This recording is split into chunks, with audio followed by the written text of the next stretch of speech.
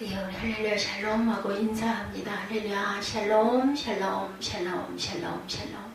하나님 사랑합니다. 여러분 주 안에서 사랑합니다. 오늘 마가복음 8장 말씀이죠. 31절부터 34절까지인데 제가 여기 주고 있는 38절까지 제가 그냥 주고 실어놨습니다. 함께 읽고 묵상하자고. 34, 5절의 중심인데 보면 나를 따라오려고 하는 사람은 자기를 부인하고 자기 십자가를 지고 나를 따라오라. 누구든지 제 목숨을 구원하고자 하는 사람은 잃을 것이요 나와 복음을 위하여 제 목숨을 잃은 사람은 구할 것이다. 이렇게 말씀합니다. 주님께 구원을 요청해서 아슬아슬하게 구원받은 강한 사람이 있죠. 우리는 기억하죠. 그런데 그가 만일 그 믿음을 고백한 후에 살았다면 그의 나머지 삶은 어떤 삶을 살게 되었을까? 두 강도 중에 한 강도가 낙원에 가서 저를 기억하여 주십시오 하고 너와 내가 낙원에 있을 것이다 라고 예수님이 말씀하시죠. 제자로서의 삶을 살았을 가능성이 높겠죠. 땅에서 만약에 함께 살았다면 믿음의 문이 극적인 상황에 열렸기 때문에 예수를 영접함으로 내가 목숨을 구원받았어. 그럼 어떻겠어요? 얼마나 감사하겠어요. 그죠? 그러니 얼마나 주님을 잘 따랐겠습니까? 예수를 영접함으로 믿음을 처음 가지게 된 그 첫 순간 예수님의 제자의 삶이 시작되는 관문이라고 할 수가 있겠죠. 내가 예수를 믿습니다 하는 그 순간이 어떤 그 문경에서 열리는 그 목자 컨퍼런스가 있었대요. 가정교회 목자 컨퍼런스. 문경 세제에 가면 낙동강의 발원지 중에 하나임을 표시하는 기념비가 세워져 있다고 합니다. 믿음은 제자도가 시작되는 발원지이죠. 그러므로 제자도 제자의 삶이라는 것은 믿음의 강이 흘러가는 것이라고 표현해 보게 볼 수가 있겠어요. 처음에야 폭이 좁은 시냇물 같은 것일 수 있지만 강폭이 점점 넓어져 가죠. 드디어는 바다에까지 다다르게 됩니다. 믿음의 삶은 이와 같이 제자도의 강과 같음을 알 수가 있습니다. 3년 반 동안 제자 훈련에 몰두하시던 예수님은 믿음의 강 제자도의 강의 제자들 속에 제대로 자리 잡혀가는지 궁금하셨을 거예요. 그래서 예수님의 이 말씀이 너무나 마음의 골수에 꽂혀서 이렇게 해보려고 한 사람이 있죠. 우리 주변에도 12제자를 내가 거느리게 되면 소개시켜 드릴게요 했던 분이 계세요. 그게 말처럼 내 마음처럼 그렇게 온전하게 잘 되지는 않습니다. 내가 내 제자를 거느린다는 것처럼 어려운 일이 없죠. 하나 둘도 아니고 12명을 예수님같이 똑같이 하려고 하는 그 마음의 열정이라고 할까요? 근데 겉모습만 그래서는 안 되는 거죠. 껍데기만 그래서는 안 됩니다. 내가 먼저 주님의 제자로 온전히 내가 세워져 있나 이거를 생각해야 되고 우리 모두는 예수님의 제자들이다 이렇게 생각을 해서 내가 내 제자를 거느리겠다 이거는 조금 어불성설이 아닐까 너무 열정이 지나친 건 아닐까 싶습니다. 제자들은 믿음의 고백을 들으시고 비로소 이제 예수님의 남은 여정을 말씀하시죠. 오늘 본문에 험난한 일을 당하시고 사내들은 공유회로부터 배척을 받고 죽임을 당하게 되고 사흘 후에는 부활하게 되실 것이라는 설명의 단계에 이르렀을 때 펄쩍 뛰며 항의한 베드로 그렇죠? 사단아 물러가라 소리를 듣게 됩니다. 금방 너는 하나님의 아들이다 라고 그것을 알게 하시니는 내가 아니라 하나님이 알게 하셨다라고 칭찬을 하셨는데 그만 이 말에 사단이 되고 맙니다. 예수님은 베드로와 다른 제자들의 생각과 충격이 갔음을 보시고 단호하게 꾸짖으시죠. 그들을 착각해 하고 꼬드기는 영적 세력을 향해 적격탄을 날립니다. 그러니까 가끔 때로는 내가 사단이 될 수도 있어요. 삶 속에서 내가 이걸 원하고 뭐 어떤 내 유익을 위해서가 아니라 얘기라도 베드로가 지금 여기서 그렇잖아요. 베드로 유익이 아니죠. 예수님 가시면 어떡합니까? 저도 그랬을 것 같은데요. 예수님이 이제 돌아가신대. 그리고 내가 또 사흘 만에 부활할 거래. 그러면 그냥 당장에 아이고 가시면 안 돼. 저희는 어쩌라고 이 소리가 나오지 않겠어요. 사단아 내 뒤로 물러가라. 너는 하나님 일을 생각하지 않고 사람의 일만 생각하는구나. 우선 내 주변, 그죠? 내 몸 이거 먼저 우리가 살피게 됩니다. 본능이죠. 그리고 제자들뿐 아니라 무리까지 불러놓고 하신 말씀이 오늘 봉독한 본문이죠. 제자가 되려면 제자가 되어 믿음의 강이 흘러가려면 자기 부인의 삶을 살아야 된다. 나는 상관하지 말아라. 이거 자기 자신 본인 자기 십자가를 지고 하는 삶을 살아야 하는데 예수님을 따라가는 삶을 살아야 한다. 내 짐을 짊어지고 나를 따라와라 이렇게 말씀합니다. 그렇게 살면, 그런 좁은 길을 가면, 그렇게 세상 사람들과의 반대로 살면, 역설적으로 헌신하면 풍성한 상급이 반드시 분명히 주어질 것이다. 예수님의 자기 부인입니다. 어떤 모습으로 나타나고 있는가? 하나님이신 분이 영광의 보좌를 떠나 인간이 되어서 오셨어요. 그죠? 죄의 문제를 해결해 주시기 위해서 십자가에 매달려 죽으심으로 대속의 은혜를 베풀어 주신 점에 예수님의 자기 부인은 그 절정을 이룹니다. 그래서 아무도 예수님의 부인이다 라고 생각은 안 하겠죠. 그죠? 자신을 부인하는 것, 이것을 가리킵니다. 예수님의 자기 부인은 하나님이심의 본질과 영광과 권세를 포기한 자기 부인은 아니에요. 잠시 내려놓은 것 뿐이죠. 본질이 달라서 허약해지거나 죄를 짓게 되거나 비굴해지신 것이 아니죠. 사람이 되셨지만 완전한 사람, 죄 짓지 않은 사람의 모습으로 나타나셨습니다. 불의와 타협한 적이 없으셨고 죄인된 우리 곁을 낮아지기 위하여 우리가 같은 약함을 체휼하기 위함이었을 것이다. 사망의 권세, 죄악의 권세 안으로 들어가서 빛을 비추기 위하여 낮아지시고 죽으신 것이죠. 예수님의 죽음 안 그 본질 속에는 그러나 생명의 빛, 부활의 빛은 여전히 회복되며 씨로 품고 계셨을 것이다. 믿음을 갖게 되고 참 제자의 삶을 살고 싶은 우리들이 사람의 자기 부인도 이 원리와 같다라는 것. 이렇게 나를 부인하고 주님을 따라야 내 세상의 영화와 세상의 영광과 박수갈채 이런 거를 뒤통을 돌릴 줄 알아야 한다. 하나님 앞에서 심령이 가난한 자로 새로 태어나야 한다. 나에 대한 정확한 인식을 하는 거죠. 나는 뭔가, 나는 누구인가, 내가 무엇을 할 수 있겠는가. 그렇죠. 나는 하나님이 친히 창조하신 피조물일 뿐이다. 조상 대대로 흘러온 그 죄악이 내 속에도 날 때부터 본질적으로 숨어있는 죄인일 뿐이다. 하나님이 보호하시지 않으시고 공급하지 않으시면 내 생명, 내 호흡, 내 삶이 절대 불가능하다라는 그러한 그 인식, 나의 생사 화복을 내가 주관하는 것이 아니라 어떻게 내가 주관해요? 하나님이 주관하시죠. 철저한 한계의식, 주님의 말씀 앞에는 내 세계관을 내려놓고 주님의 뜻과 지시, 권유하심과 계획하심 앞에서 내 생각, 내 갈망을 무조건 내려놓고 포기하겠다는 결단. 심지어 주님이 기뻐하시면 나도 덩달아 기뻐하고 주님이 슬퍼하시는 바에 대해서는 나도 슬퍼하게 되는 정서적 공감. 주님이 부담스러워하시면 나도 부담스러워하고 주님이 원하시면 나도 갈망하게 되고 주님이 기대하시면 나도 소원을 가지고 기대하는 것. 이것이 자기 부인의 그림입니다. 그러므로 내가 무엇을 먹을까, 무엇을 입을까, 내가 어떻게 잘 살까 이걸 생각하는 것이 아니라 주님이시라면 이럴 때 어떻게 하실까 이걸 꼭 생각해 볼 줄 알아야 되겠다. 그러므로 자기 부인은 자기 자존감 자체가 사라지는 것이 아니고 나는 하나님의 형상으로 만들어진 하나님의 걸작품이라는 인식이 바탕에 깔려있는 것을 전제로 한다는 것. 내가 주님이 기대하시면 나도 그 소원을 가지고 같이 구하고 같이 기도하고 같이 공생공사하겠다 이런 각오.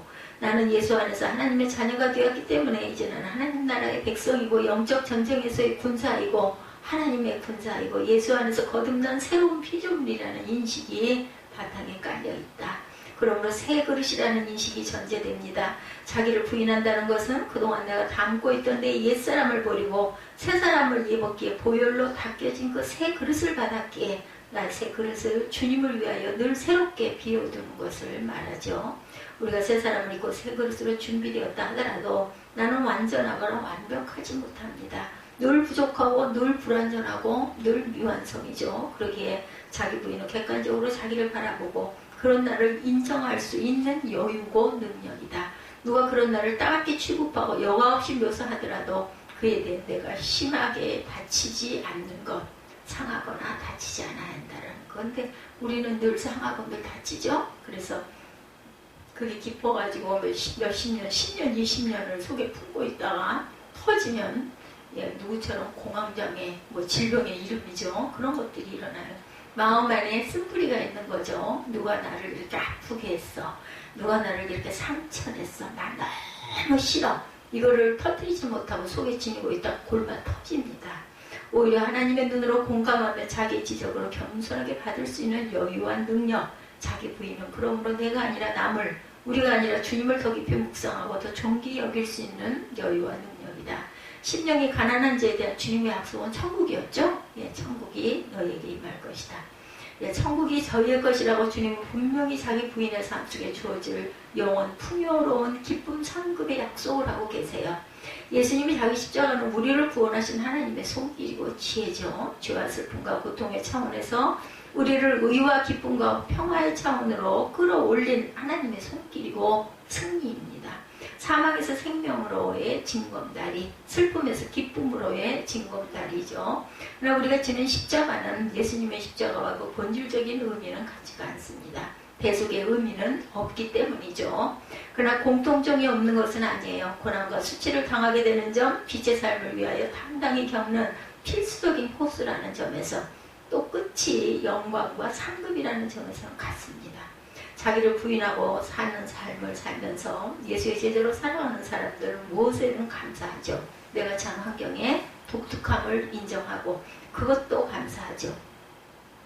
어저께 아주 엄청나게 길이 많이 밀렸어요. 용인을 가는데 가는 보니까 올라오는 차들이 서울로 오는 차들이 어떻게 가다 보니까 어디를 들려서 가다 보니까는 한 5시, 6시 그때쯤이 됐는데 서울로 향해서 오는 차들은 아예 안 가. 그래서 야 이거 우리 돌아갈 때 엄청나게 밀리겠다 어떻게 하냐. 참 걱정이다. 정말 힘들었죠. 굉장히 힘들어서 그걸 다독이면서 오는데 정말 힘들어요. 그래서 제가 그랬어요. 그래도 우리 몸이 건강하고 사고 나지 않고 잘 갔다 올 수 있는 거 우리 이거 감사해야 된다고. 하늘이 아주 어저께 우리 태풍 온다고 그러죠? 구름이 너무 예쁘더라고요. 사무엘이도 그런 거에 굉장히 관심이 많아가지고 휴대폰으로 달을 반쪽을 찍었는데 반쪽 그쪽 옆에 안 보이는 쪽에 있는 그 거무스름한 그런 구름들이 너무나 그 무늬들이 너무 이뻐가지고 이야 너무 이쁘다. 너 참 사진 잘 찍는다 그러고 칭찬을 해줬더니 나는 너무너무 궁금한 것들이 많아. 그런 얘기를 한 번도 안 했는데 잠깐 얘기를 하더라. 궁금한 게 어떤 것들이니 혹시 자연은 아니니 맞다고 그러더라고요. 물도 바다도 하늘도 어떻게 해서 저렇게 생기고 어떻게 해서 저렇게 아름다울 수 있는지 그 안에 너무너무 궁금하다. 그래서 하나님이 창조하셨으니까 하나님의 신비지 우리가 그거를 어떻게 다 알 수가 있겠니. 제가 이렇게 얘기를 했습니다. 그러면서 마음속에 소망이 일어나는 게 제가 그런 것에 대한 동경이 저렇게 많다면 그래서 사람이 만든 게 아니라 하나님이 만드신 거잖아. 그렇게 얘기를 했고 묵묵히 대답을 안 하는데 그러면서 어떤 그 어두운 부분들 그 이상한 짓 아이들 자기 그 주변에 있는 학교 다닐 때도 그렇고 그런 아이들을 자기는 너무나 싫어한다고 그러더라고요. 속으로 아이고 옳다구나. 이 제목은 제목이네. 그런 걸 이렇게 싫어하고 그런 부류에는 자기는 속하지 않았다고 얘기를 하는 소리를 들으면서 또 그 설교가 아닌 설교죠. 오면서 그 유도를 하면서 아니 밀리니까 돌아오는 길이 너무 밀리니까 자꾸 얘기를 할 수밖에요. 그러면서 사무엘아 지루하고 힘들지 그랬더니 뭐 지루하고 힘들기는 옆에서 열심히 재밌는 이야기를 해주니까 그래서 하나도 듣지도 않잖아. 아니래 듣는데 귓결로 듣고 있다고. 그래서 어쩌겠니 길이 밀리는 거 그냥 가는 대로 가야지. 우리 사무엘 오늘 힘들어서 어떡하니. 그래서 올림픽 드로를 정말 아니 왜 빨리 오고 싶냐. 여기 와서 그 컴퓨터를 빨리 봐야 되는데 물건이 왔다고 도착이 이미 됐다고 그렇게 나와 있는데 우리는 못 가고 있는 거예요. 몇 시에 들어갈까? 그래서 우리 내기할까? 8시에 도착할 수 있다 없다. 나는 있다. 그랬더니 그런 걸 뭐 내기를 해서 뭐래. 근데 나중에 조금 있다 그러더라고요. 그래 뭐 이기시겠네. 길이 조금 뚫리니까 그때가 7시 한 20분쯤 됐거든요. 여기 딱 들어와 도착한데 8시더라고요. 그래서 그때부터 땀을 쩔쩔 흘리면서 그 모든 걸 그 많은 박스만 해도 이만큼이었어. 사무엘아 이걸 갖다 버리고 일을 하자. 이 성전이 어수선해서 안 되겠으니까. 그래가지고 제가 따라 내려가가지고 정리를 해서 치웠습니다. 그래서 그 가정에서부터 어린 날부터 신학교를 손목을 잡고 다니면서부터 다녔던 그 뿌리가 그래도 아이 안에 많이 형성이 돼 있구나. 그런 저는 그 소망을 느꼈어요. 나의 것으로 나만의 것으로 용납할 때 감사하는 마음이 일어나고 감당할 수 있는 힘이 공급된다라는 것. 이런 환경을 독특하게 주신 분 바로 하나님임을 깨닫고 용납해야죠. 예, 우리는 어디서 살고 있니? 이제 어떤 얘기를 하다가 예, 그 아파트와 그 저택 예, 이런 이야기를 하게 됐어요. 예, 내 차는 예, 저택이고 그 차는 아파트 같아. 아파트는 아주 편리하고 여러 가지가 많이 갖춰져 있지만 저택은 어떻게 보면 불편할 수도 있어. 그런데 나만의 그 어떤 그 독특한 개성이 있지 않니? 저택이라는 거는 정원도 이렇게 가꾸고 그리고 그 대신 또 막 걸어 내려와야 되고 물건을 사면 들어 올려서 그 높은 곳까지 걸어 올라가려면 얼마나 힘들겠니? 나는 가끔가다 그런 영상을 보면 야 저걸 들고 저 높은 저기를 그 현관문 여는 데까지 높이가 길이가 있잖아요. 그런 얘기를 제가 했어요. 그래서 우리는 어디 살고 있을까? 그랬더니 우리는 특별한 성에서 살고 있지. 그렇게 얘기를 해서 그것도 참 반가웠습니다. 나의 것으로 나만의 것으로 용납할 때 감사하는 마음이 일어나고 감당할 수 있는 힘이 공급된다. 고통스럽더라도 박해가 따르게 된다 하더라도 손해를 보게 된다 하더라도 감사함으로 감당하게 되죠. 누가 뭐 거기서 살아라 그래서 산 것도 아니고 은혜가 너무 감사해서 살다 보니 이제 가장 편한 그런 공간이 되어서 특별한 저택에서 우리는 살고 있다는 그 말 얼마나 좋고 답답해요. 그죠? 방이 그렇게 넓고 뭐 환경이 좋은 것도 아닌데 창문도 없고 근데 좋아하는 거죠. 기뻐할 수 없는 척박하고 동서남북이 꽉 막혀 있는 상황이라 하더라도 기뻐하는 사람들, 어떤 사람들, 주님의 자녀들, 주님의 제자들, 은혜 받은 자들, 자기 십자가를 지고 가는 사람들의 기뻐함, 이 기뻐함은 하나님이 주실 상급과 칭찬을 가슴속에 담으면서 일어나는 감정입니다. 불신 남편이 있는 경우에는 아내가 지는 십자가는 그 전도의 과정, 그 사랑의 섬김, 그것 자체 좀 말이 쉽지 정말 어렵죠. 그 기다림에 온갖 수고, 힘든 아들, 딸이 있는 경우에 부모가 끝까지 지는 십자가, 헌신과 기다림입니다. 희생과 사랑이 바로 예, 십자가죠. 예, 어떤 그 목자 컨퍼런스에서 부부의 이야기가 하나 소개되었는데 부평에 사는 목자가 서울 반포에 사는 자매님을 리드하는 이야기였어요. 매주 그렇게 자동차로 꼬박꼬박 그 리드를 했다고 그래요. 어렵고 힘들더라도 그게 자기 십자가를 지고 나아가는 목양이다 생각하고 거리가 상당히 되죠. 부평에서 서울 반포 얼마나 밀려요. 나는 그쪽은 정말 가고 싶지가 않아. 얼마나 사람들이 살기가 좋고 뭐 부천이라고 그래도 저는 아주 정말 길이 많이 밀리거든요. 그런데도 이렇게 섬겼다 그러죠. 이게 사랑이다 이렇게 생각하고 목자로서의 사명이다 생각하고 영혼 구원의 발판이다 생각하고 하나님의 기쁨과 상급이다 이런 생각으로 열심히 섬겼다 그러죠.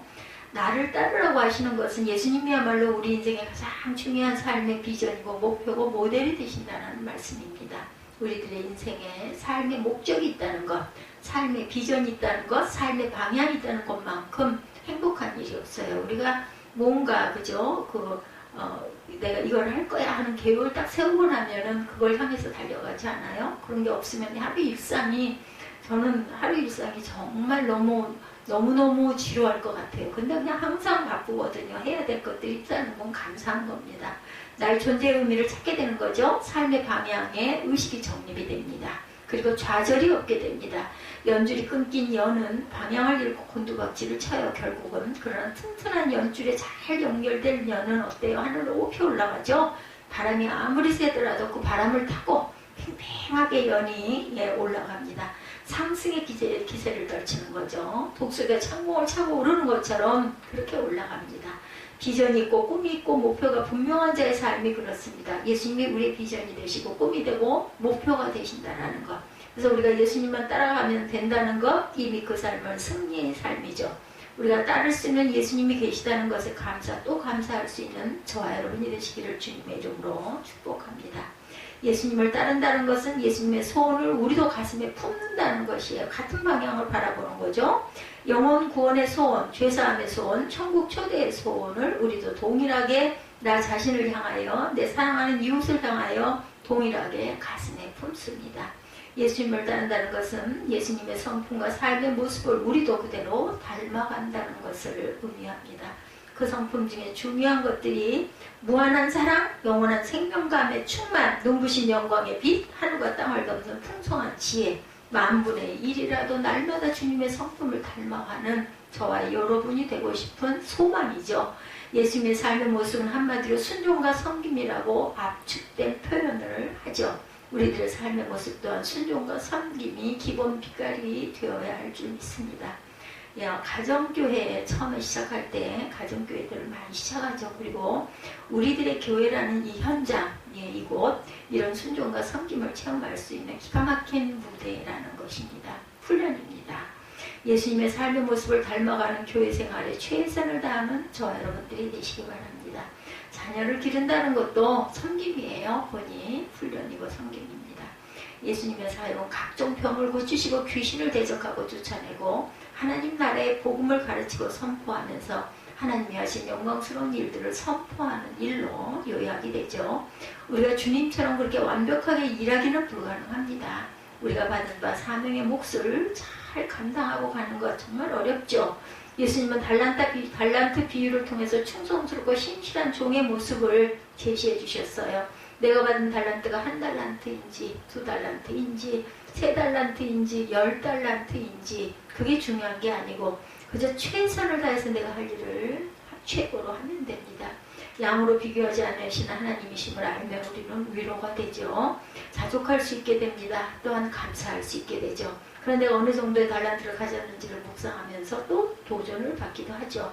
작은 것, 보잘것없는 것, 심지어 내가 하기 싫은 것 같은 일에도 내 영역 안에 들어온다면 어찌하든 최선을 다한 마음으로 나아가면 되겠죠. 주님께 하듯 그 작은 일을 성실히 감당하면 됩니다. 믿음의 강은 계속해서 흘러갑니다. 믿음의 강은 제자도의 숲과 경치를 일구며 흘러갑니다. 한강이 아주 유유히 흘러가더라고요. 근데 저쪽 그쪽 반포 쪽 너머 쪽에 있는 강들은 많이 말랐어요. 보니까. 그래서 어머 왜 이렇게 가뭄이냐, 비는 그렇게 많이 왔는데 그런 이야기를 했습니다. 목자 컨퍼런스 개최지가 문경이었었다고 합니다. 어떤 부부의 그 목사님 부부의 고향이기도 하다고 그래요. 목자님들의 그 시가인 문경을 다녀오면서 낙동강의 강폭을 따라서 나지막한 산, 높은 산, 소나무숲, 그림 같은 개울, 평화스럽게 옹기종기 보여있는 불합들, 그리고 새벽 안개가 산 중턱에 걸려서 정말 천국에 온 듯한 감동을 주는 그 길을 달리면서 다녀왔다고 하죠. 저도 한참 글을 쓸 때, 서예를 할 때 새벽녘 서너시경에 끝나가지고 그때는 뭐 겁도 없이 양평, 청평 그쪽 길을 열심히 달렸던 기억이 나요.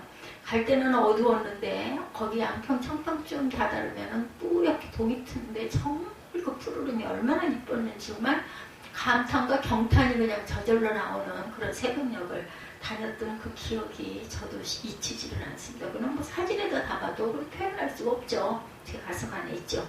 정말 천국, 천국이 이거보다 훨씬 몇십 배, 몇백 배 더 아름답고 좋다면 우리는 천국에 입성하면 뭐 세상 뭐가 그렇게 부럽고 그립겠습니까? 그냥 자녀들 내려다보는 거, 그것이 또한 하나의 향수일 수 있겠죠.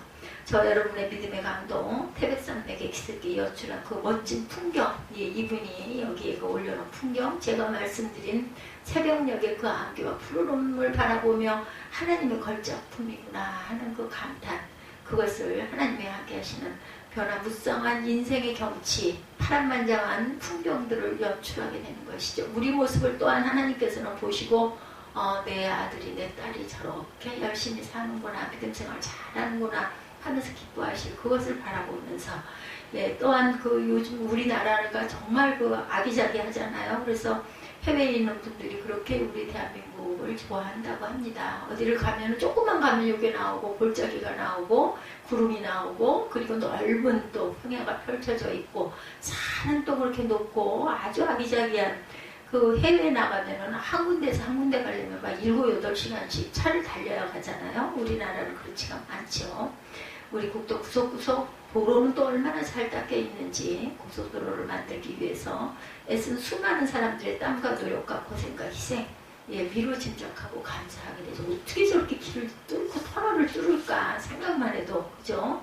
믿음의 삶 또한 예수 제자의 삶에 대한 하나님의 상급은 산과 강을 헤집고 달리는 고속도로와 같다고 볼 수가 있다. 어떤 지방신문에도 예, 경북 내륙 상주에서 동해안 영도까지 동서 4축 고속도로가 공사 중이다. 이미 반 정도를 공정이 끝났다고 합니다.